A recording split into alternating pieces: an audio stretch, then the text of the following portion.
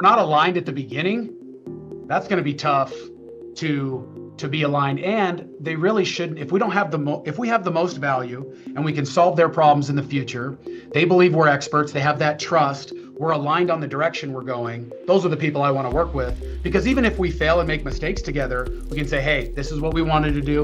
It didn't end up working out. Let's pivot and try something else.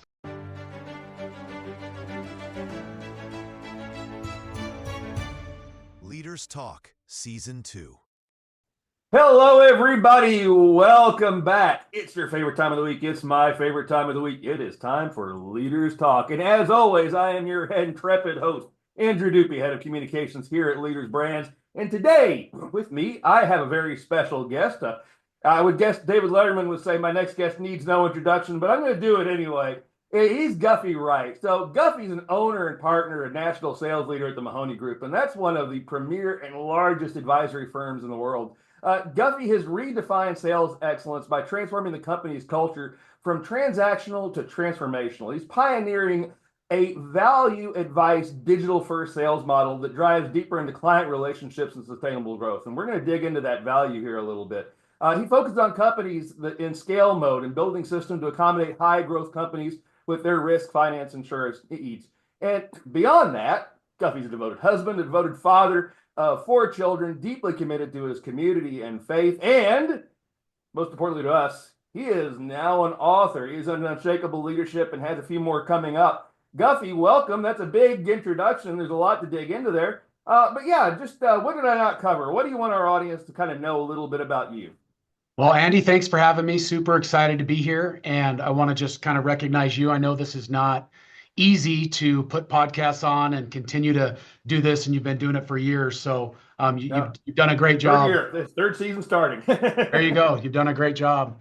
Yeah, I think I don't know if I can, I think everybody's going to be disappointed after an intro like that, but I think I've already talked to you. I know you're not disappointing to talk to. No, I started at age 22. I was a community college dropout. I'm not even cool enough to be a college dropout.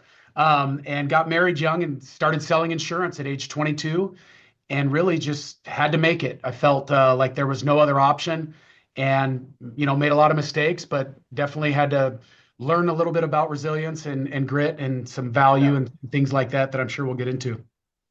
Oh, yeah, especially this concept of value. I know that, from us talking before that you kind of have a deeper definition of value than some people might just come into and say, oh, well, value is just how much something costs. But so, maybe we can kind of start there and start kind of picking away at some of this new methodology that you have with just tell our audience a little bit about value as a concept. Yeah. Value is always in motion, and it comes from the root word valeri in Latin, that is strength in motion. Because was so frustrating for me, Andy, early on is when value was clear, deals would still stall.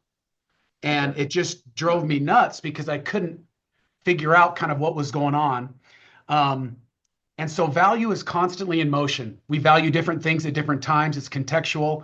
I mean, if I asked you, would you rather have a briefcase full of cash or a briefcase full of water bottles? You'd probably say cash, right?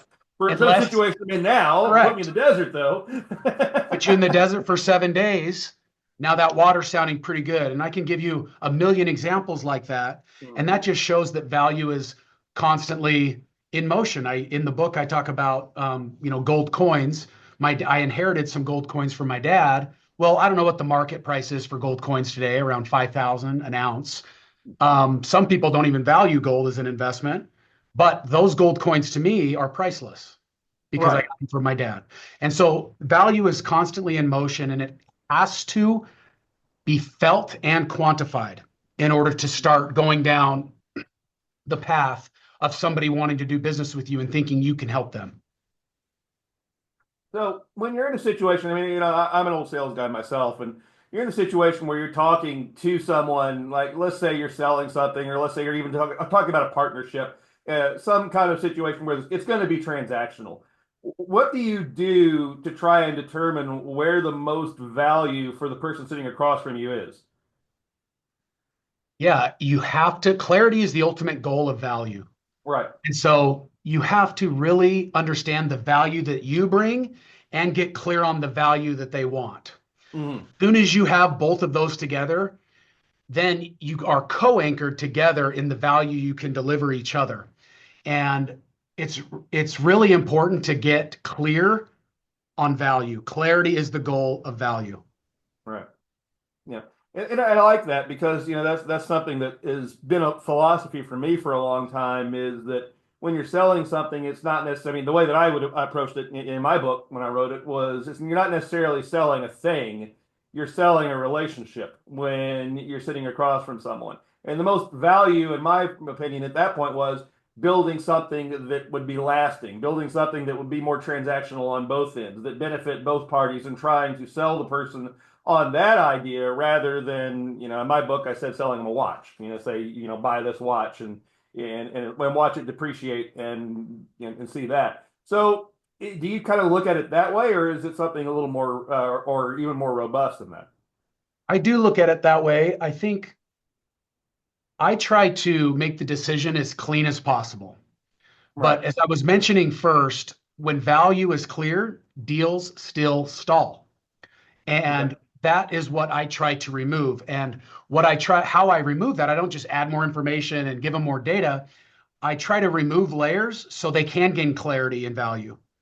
And then I kind of move on to a different process after value. But I really try to remove the layers, not add, so Mhm. value can be clear. And then we can really start deciding like how we can give value to each other and work together. Like you said, a relationship, a partnership. Everybody wants a strategic partnership. Everybody wants better relationships.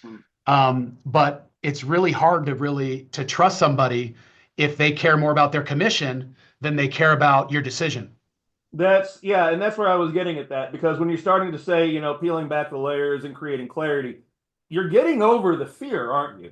Because when somebody talks to you and you give them a great value proposition, there's no reason they should say no to it. Many times they do say no, Mhm. and they say no because the T word, you just threw it out there. They don't necessarily trust you. Like, okay, are you really telling me this because you want me to benefit, or are you telling me this because you want to sell me something? So how do you build that? How do you create that kind of rapport that then begins to build the trust that can, where someone can actually start to really see value rather than try to see around it and see the things that they're more afraid of? Well, the new book is coming out in September, and you're making me give away all the answers, which I will freely do here. Well, no, hold some secrets aside, though. No, I'm just kidding. We want I to throw give a few hooks, but I want him to buy the book to get the full No, deal. I give value on the spot. So here's after clarity, after value, you then go to vulnerability, which helps expand this psychological safety, this trust. And Yeah. I teach a skill called detachment. And detachment is not apathy. It's the highest form of professional empathy in sales because you detach from your own individual commission and you attach to their best interest and their decision. However, it does not work if it is not authentic. Right. It will fail miserably. And this is coming from someone, I'm not a natural empath. I cut my teeth on grinding and forcing and being resourceful and outworking competition and all that stuff. But what I came to learn is when I raised my floor and started working on more sophisticated clients and really understood the value they wanted and needed, I was able to truly remove myself from the commission and do what's best for them. And when I did that, I started winning more. And I thought, well, Mhm. this feels counterintuitive. Like I got here on grit and force, and now developing this skill of empathy has really makes a big difference in this psychological safety. But it's still not enough, Andy, because I win deals all the time from trusted advisors. Mhm. Trust is foundational in any relationship, obviously. But if you're not aligned, alignment to me is the holy grail when it comes to a decision, not necessarily trust, because if I think I want to take my business this way, I like you, I trust you, I want to do business with you, but you want to go south and I want to go north, that's not a great Mhm. business relationship, you No. know? And so I think trust is foundational in a sales process or helping people, guiding people to make decisions. But I think alignment is actually the currency that moves people. Trust enables movement and is that psychological safety and soil where things grow and die. But I think alignment is what actually creates the movement for to make big decisions. And I think that should be such an easy thing to see, but it's not, because as someone who grew up in sales for from the 80s, and some of the methodologies they use then. I mean, I grew up on coffee is for closers. I grew up on people that thought that Glengarry Glen Ross was an instruction manual, not a cautionary tale. Awesome. In many of the when I was young, in many situations where I was in sales, it was like that's what you do. You push, push, push, and you do what you said at first. You grind down. Empathy wasn't part of the game, but I did the same thing that you did. When I began to use empathy, I began to see that there was a much more effective process that came into that. So, how do you demonstrate to someone that you're aligned? I mean, if you are, I mean, if you're not aligned, do you walk from the deal, or do you find another way? In our business, I would 100% walk away from the deal because it's a long-term relationship. And Yeah. if we're not aligned at the beginning, that's going to be tough to be aligned. And they really shouldn't. If we don't have if we have the most value and we can solve their problems in the future, they believe we're experts. They have that trust. We're aligned on the direction we're going. Those are the people I want to work with, because even if we fail and make mistakes together, we can say, hey, this is what we wanted to do. It didn't end up working out. Let's pivot and try something else. And so, yeah, I definitely, the framework that I'm putting out at the end of the year, it's called V3, and it is absolutely the fastest way to align or misalign. We want to either attract or reject our ideal client, for sure. We're not trying to sell to everybody and be everything to everybody. That is not a recipe for success for long-term relationships, in my experience. Yeah, no, I mean it's in ours too. I mean, strangely enough, the publishing business is a very similar thing. We can't publish everybody's book, but Yeah, exactly. Yeah, but we find the ones that we're the best aligned to make successful, which that's been our bread and butter for years. It's always been about alignment, about finding the right partners that we can help, that they can help us, that move us forward and bring the most absolute success for everybody. Correct. And so Can I add like, one thing? Can I add one thing, Andy? go, yeah, please. But after vulnerability, that's still not enough to win in a high stakes negotiation or a sale or leadership. And so after you create that clarity, after that psychological safety has been expanded, then you need to do something in human psychology that is just makes us human. And it is, you have to remove buyer's regret. People are not afraid to make decisions. They're afraid to make the wrong one. Right. And so we do that through validation. And validation, I believe, is one of the most misunderstood concepts in psychology. A lot of people and listeners think, at least I did, maybe all your listeners know what it is, but I thought it was agreement or accommodation or just confirming whatever somebody believes. Validation is not that. It's reinforcement, it's respect, it is seeing somebody. And so what I hope to do in the business world and in the sales world is what people have done for empathy, like Brene Brown and others, what they've done for empathy as a leadership skill, which is so great and valuable. I want to do that for validation, because in sales, it kind of sounds something like this. Like if I presented value and, said, hey, this is what I would do if I was you, and we have this thing going. And then I say, what do you think about this? Like, are you ready to make a decision? You might say, Guffy, this is great. I want to meet with my team next week and really decide if this is the best path forward. Validation sounds like this. Andy, that's really wise to get together with your team and get aligned. Is there anything if you had to make a decision today for me, do you have all the clarity and value that you need?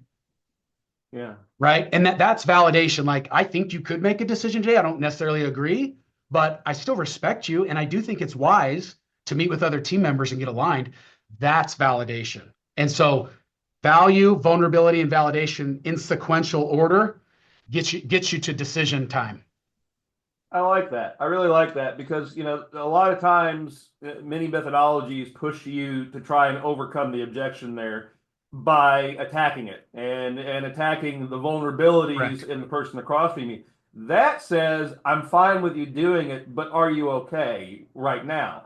And you can actually be in a situation where they then think and say, yeah, I actually am. So why not move? And why not Hmm. get over that? But even then, if they do go to their board, if they do that, you're still in a great position to have shown them you were vulnerable enough to let them take the step. And I'm seeing that from a perspective of having been in many of those situations myself, closing those kind of deals, and knowing that's really one of the trickiest moments where somebody could walk away. Is at the moment that they're ready to sign but just haven't done it. That's kind of the point in which I think most deals are made and lost. Agree 100%. And that's the purpose of validation, is to remove buyer's regret before it surfaces too high. Um, and you do it in the way that we just discussed. Um, and it's really important for salespeople to realize, like, you're vulnerable the whole time until they say yes. Right. Yeah. Until Now, they and sign. everybody listening, they have a different sales process. In my sales process in insurance, high stakes insurance, $1 million premiums, it's typically at the first 5 or 10 minutes. Other people, it's at the end, the closing table, or some people it's in the middle. Whatever your process is, I don't really care. I'm just telling you, you're vulnerable until they say yes. And so why Right. not just lean into that vulnerability and say, hey, you have the control, you have the power, you're the one buying this. This is what I would do if I was you, looking at this based on my expertise and perspective. It kind of hit me because I remember when I asked my wife to marry me, and I sat on one knee, asked her to marry me, and she put her hands over her face, and I'm like, is this a yes? Like, I'm dying here, right? And that was the power of no. Somebody can say no, they have the power. So why Right. not just lean into it and be okay and try to just have the most value, so value can ultimately win the day. The objection to me, you brought up the word objection. I just try to get rid of emotional friction so the value can win the day. And that's the hardest part, I think. Right. Yeah. I mean, and that I think some people are going to have difficulty with that. Is there? I think that's why it's going to be so important for them to read your material, and Yeah, it is not to plug hard. your book or anything. Not obviously is what I'm Please do. doing here. But but no, I Say mean, it I again really so the think people it's around the important. world can hear you, Andy. Yeah. Yeah, I do really think that it'll be important for them to do that because just them hearing this conversation with us, I can hear some of the wheels turning of old sales guys, and I can hear them saying, I don't think that way. I've done this for 20, 30, 40, 50 years. This isn't how I work, but I love the idea. But are they really going to implement it when they sit down next to somebody, maybe on Friday and are working on a $1 million deal? That's So, why I think that, yeah, go ahead. so you're introducing this idea in Unshakable Leadership kind of with a taste. So what can they get out of Unshakable Leadership that they're not necessarily going to get out of the book when they get to it? In Unshakable Leadership, I talk about the challenge of stagnation, Mm, that I believe stagnation is worse than failure because failure has a villain. Failure can give you clarity. Stagnation is confusing. And I had 4 years of my career that I stayed the exact same from a financial perspective. And that messed with my identity because I, since I was 10 years old, I've been setting goals. And, I'd go in my dad's room every 6 weeks and say, here, dad, look what I've accomplished. And he'd say, okay, how can I help you with this and that? And, and so not reaching my goals for the first time and really struggling on the identity side, that was hard, but I yeah. ultimately had to get out of that. I even tried to blame, what I've learned, Andy, and I coach 70 salespeople here. Nobody ever blames performance. Mm. They'll blame leads, marketplace, service people, Yeah. management, culture. I've never heard someone say, you know what, it's my performance's fault. No one's ever said that to me. I resemble And that remark. yeah, exactly. And so for me, I'm sitting here when I'm going through my stagnation. I mean, I almost left our company. And in the book, I talk about that the reason why I stayed was because I had a realization that wherever I go, I take myself with me.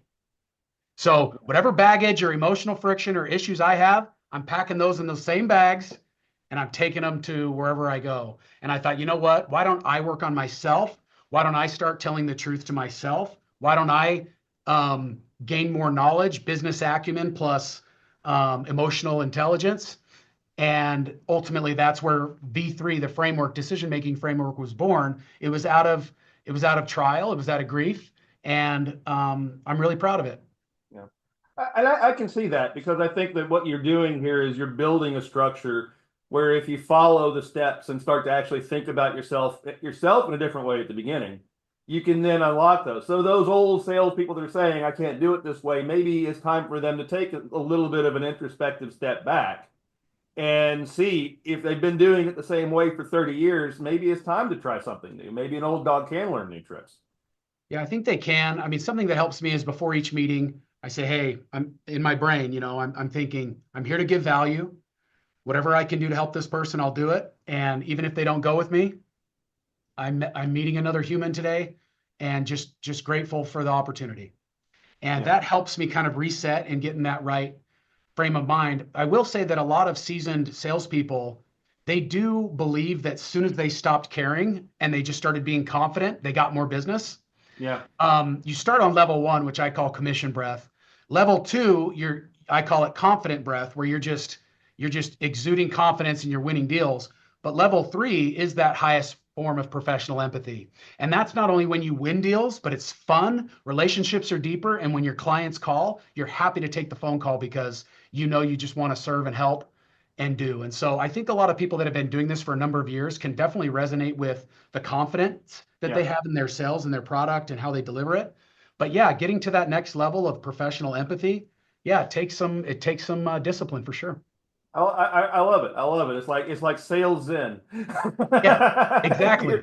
You're getting to the point where it's just fun now. You're doing the things that you enjoy about it, and that you're right. If you're like that in a situation where you're talking to somebody across from you and it's new, there's immediately going to be rapport. There's immediately going to be something that builds up, because people can see that. They know the difference between somebody that's genuine and somebody, especially at your level of sales, our level of sales, that we've done this for years and years and years.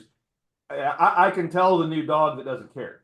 Right, totally. That's there, and he's thinking the thing he's thinking about is that commission, and that's really all he cares about, and he's going to dig. You can always kind of sniff that out when you've been there a long time. Definitely agree. And I firmly believe that you can never be elite if you sell desperately.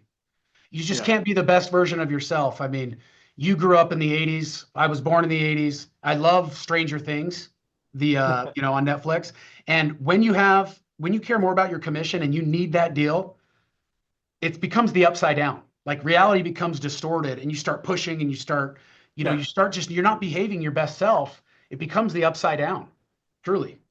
Yeah, no, I agree. Normally, I ask for a golden nugget to kind of, but you've already dropped so many of them that those gold coins are probably devaluing right Yeah, now. exactly. So, Not for but me. is there anything you kind of want, as we wind down, that you want to leave our audience with? Just something that they can think about when they go to bed tonight, before when they're thinking about this after they've seen it. Yeah, I think about where you're most vulnerable in your sales process.